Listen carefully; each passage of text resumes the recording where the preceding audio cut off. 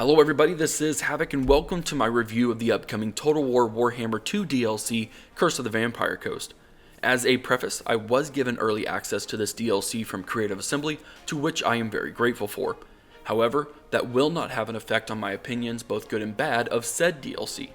I would also like to mention that this review is based solely on the DLC inside of the Eye of the Vortex campaign, and will not include any information on Free LC or anything related to the Mortal Empire side of the game. The Curse of the Vampire Coast is a DLC all about embracing the pirate inside of you. 4 new legendary lords, rosters containing a host of new units, very interesting campaign mechanics, as well as a new area of magic are but a glimpse into what this pack has in its hold. So let's dive a little deeper. The legendary lords in the DLC all stem from different backgrounds and have very different identities to bring a solid range of playstyles, especially for role-playing purposes.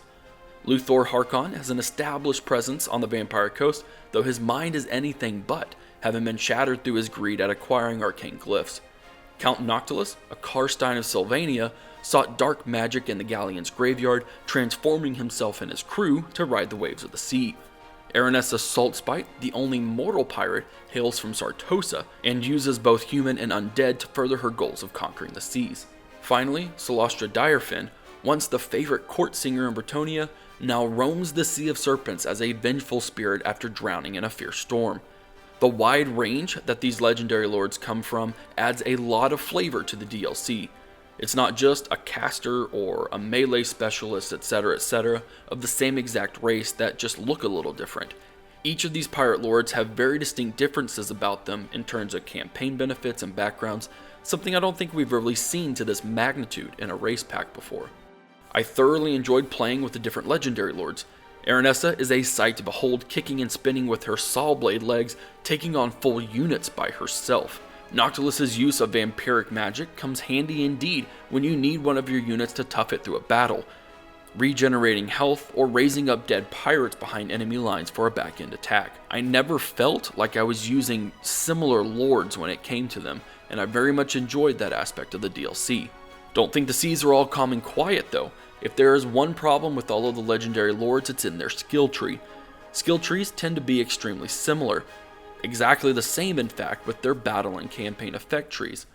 Understanding that it's pretty common to have similarities in this area, I don't think it would have been out of the scope of the project to cater to these bottom 2 tech trees more to align with their campaign benefits or something similar to that, just not some copy paste of the exact same benefits throughout. Another issue I had was with Aranessa, saw blade slicing legs aside. Since she's the only mortal pirate lord, she can recruit Sartosian units in the form of free company and militia soldiers. While that is definitely a unique campaign effect for her, the problem is that there are 0 techs in the tech tree that boost their stats. Every single boost given to these 2 units has to be unlocked in Aranessa's skill tree, and even those are none too beneficial in the long run. With only these 2 early game units available to her, and only recruitable in Sartosa itself, I found very little use for them, essentially striking them from thought early in my campaign. This was very unfortunate, as I was really wanting to use them, but there was just no incentive to get to that point. Speaking of units, the unit roster created for the Vampire Coast is one of my favorite aspects of the DLC. With the exception of a few reused or reskinned units such as the Fellbats or Scurvy Dogs, this roster is one of my favorites to use. It's not the strongest, especially in the early game, and especially against some races like the High Elves, but using a gunpowder heavy roster in this setting works perfectly. I found the animations to be pretty entertaining throughout. Watching undead deck gunners try to shoot while wobbling around or dangling as deck droppers, I laughed sadistically as my bloated corpse ran, flopped on its face, and blew up, killing around 200 spearmen at once. The animated Hulk is one gross but also engrossing creation to look at. But it's also the smaller things you don't always take notice with units that just add to the immersion. My favorite is seeing the Necrofex Colossus and using its arm to steady its shots. Details like that are always going to get me to enjoy playing with certain units in a campaign, as I love getting up close and personal watching a battle unfold as much as I love playing it. The Lore of the Deep is a new form of magic created specifically for this DLC, and it does fit the bill extremely well. Several of the spells focus on hindering the enemy, either slowing them down or ripping away their armor, paving the way for your rotting monstrous infantry to catch up to them or your groups of gunpowder units to pepper them with bullets. Accompanying those are damage dealers like the Vangeist Revenge, a literal ghost ship summoned to deal some major broadside damage.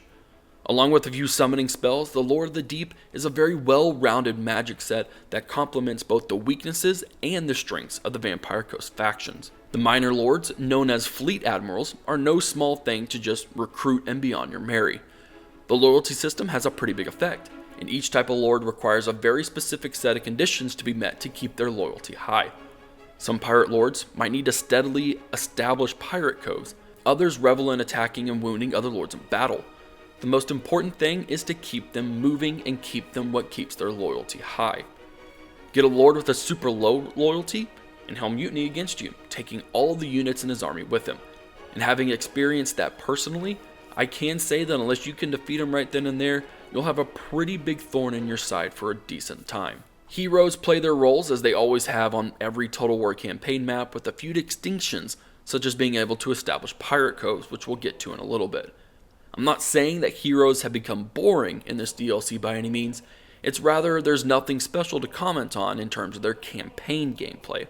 In battles, they become the great assets on the battlefield that I've come to love having in Warhammer. Gunnery Wights will boost your gunpowder unit stats as well as fill your ammo. Fleet Captains are your casters, bringing in the lore of death, the lore of vampires, or the lore of the deep, while the Morgul Hunters strike fear into units as a melee specialist. The heroes surely do not disappoint in battles with this DLC. Curse of the Vampire Coast really shines like a gold doubloon with its campaign mechanics, of which there are several, beginning with your Legendary Lord ship. Mimicking the Horde style format, your Legendary Lord ship acts as a full-on settlement. You can build most of the buildings a regular capital can, allowing you to locally recruit units from any point in the world without having to use the expensive world recruitment. This mobility is deadly, giving you a freedom to sack or raise or wage war when and where you want. The best part is that you can still occupy settlements if you want to, and they'll act as any ordinary settlement. Then you can just pop back out, and there you still have your ship. One of my favorite mechanics in this DLC is Pirate Coves. An additional option for any coastal settlements, Pirate Coves allow you to establish a secret building inside the settlement. It will remain there regardless of who owns it until the settlement gets raised. You can set up Pirate Coves through conquest with your armies or through your agents, though that will cost you quite a few pretty pennies. There are 4 building options, 2 focusing on infamy gain and vampiric corruptions, options if you're looking to soften the settlement up for future occupation. The other 2 focus on infamy as well as money generation, either taking a lump sum per turn or 50% of what that settlement makes. For example, Pirate Coves in Lothern are extremely profitable if you choose the 50% income building option, netting you several times the amount of the fixed income building. One thing I desperately wanted to be included was some sort of replenishment factor. It is a pirate cove after all, and you should be able to replenish. A replenishment percentage would allow you to set up a string of coves for traveling across large segments of the sea while filling your ranks after battles. Along with that, the infamy effects are something I've never concerned myself with, but we'll get to why I never did in the next section. Overall, an excellent mechanic, with some very fine tweaking that could be done to perfect it. You can't be the most fearsome pirate in the seas without a bit of infamy. Infamy is a ranking system required for a campaign victory that pits you against other pirate lords. And while this sounds uber piratey and really important, the mechanic does fall pretty short in my opinion. To start, it is insanely easy to gain it. Battles, missions, buildings, and pirate coves all contribute to the infamy level. In less than 20 turns, I had gained over 3,000 infamy with relatively nothing to do with it. You can unlock legendary admirals with it, all of which allow shipbuilding like your legendary lords, but until you're at that point, it seems pretty useless. Now, there are 3 sea shanties to be gained. Once you attain higher infamy rating than certain pirates, it triggers a mission to defeat them in battle, so I guess there is that to consider. If there were other things we could do with the infamy, it would give me more incentive to gather it. Things like crafting weapons or providing campaign-wide buffs as you climb higher and higher would be nice. But outside of legendary admirals and requiring it for the campaign victory as mentioned before, there's literally nothing to do with it, and it seems a bit wasted. Encounters at sea is another one of the highlights in the DLC. Now, instead of just heading over to sunken wrecks and getting buffs to your battle or your campaign stats, there's a chance that an actual encounter at sea will happen, where someone has beat you to this treasure and you can choose to fight that army for a significantly greater reward or go for the lesser amount and just not fight. The best part about this is that you don't get to see the army you're going to fight against until you've chosen to take the greater treasure, meaning you have absolutely no idea what you'll be up against. This is just more of a bit of fun taking the gamble or being very confident in your army to try and get the bigger, better treasure. I only want to mention treasure maps due to their interesting idea for your campaign. Each campaign gets one at the beginning, where you'll have an X marks the spot scenario. Bring your army or your hero over it, hit that dig button, and you've got a chance at getting some serious treasure haul. But whether bugged for the review build, or maybe even bugged for release, neither myself or any of the other reviewers have stumbled across a single other treasure map, which is extremely disappointing for me, but fingers crossed they'll have it fixed for release. In true pirate form, there are several doubloons, 7 of them to be exact, called the Pieces of 8. There's a twist with these Pieces of 8. They are required to obtain your Regiments of Renown.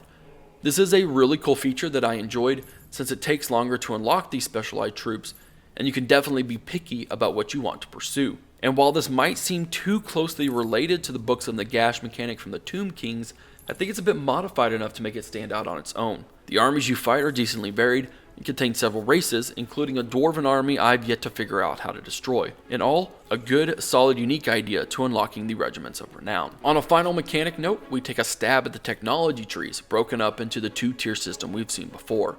Unlocking the initial tech in one of the 4 branches gives you access to the entire section to pick and choose what tech you want to research. These range from buffing your deck gunners and other units, significant reduction in lord recruitment costs, to gaining specific followers that provide their own benefits to whomever you place them under. I'm a fan of this unlock style system, and it seems to work pretty well for the Vampire Coasts. Now down to the real question. Is it worth it? In my opinion, absolutely. The range of new and, dare I say it, slightly revamped mechanics gives a load of new gameplay options to Warhammer 2. Being able to hoard it up while also having the option to settle in regions is the best of both worlds, and it simply opens up your options based on what happens to you in your campaign. The units are fresh and fun to play around with. The lore of the deep is refreshing amidst all the other lore types. It is one set of campaigns that I have had the most fun playing in a long while with Warhammer 2. Now, if you need more of an incentive beyond that, my sponsor Games Planet is having a sale before launch with 11% off retail price, shaving off a few of those doubloons to catch those more greedier eyes. But seriously, overall I'm very impressed with the campaign and its mechanics, and I hope that my review, amongst all the other gameplay videos out there from other creators, gives you a solid idea on whether this DLC is for you or not. Thanks for watching. If you enjoyed the video, be sure to subscribe to the channel as I tackle getting back into the rhythm of getting back from my time away. Look out for future game reviews and gaming news on the channel. This is Havoc, and I'm out of here.